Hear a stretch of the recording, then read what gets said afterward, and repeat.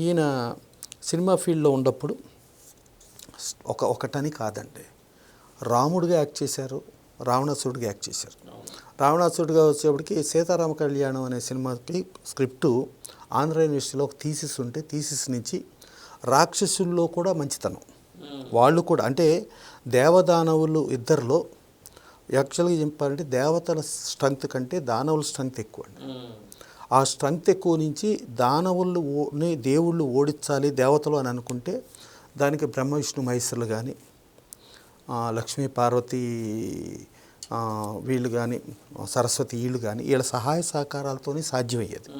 వీళ్ళు దేవతలకు సహాయం చేయటం మూలంగా దానవులు ఓడిపోయారు. ఇంత శక్తివంతులు. ఈ శక్తివంతుల స్టోరీని కూడా ఆ థీసిస్లో వస్తే ఆ థీసిస్తో సినిమా చేద్దాం అనుకున్నారు. సినిమా చేద్దాం అనుకుంటే అంటే ఆ కోణంలో కూడా తెలియాలి. యాజ్ ఇట్ ఈజ్ అంటే యాక్చువల్గా రావణాసురుడు రావణ బ్రహ్మ అంటారండి.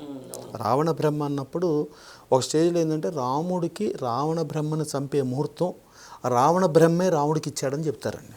అంటే ఆయనే ముహూర్తం పెట్టుకోబట్టి ఆ ముహూర్తానికి రాముడు అయ్యబట్టి రావణ బ్రహ్మ చనిపోయాడు.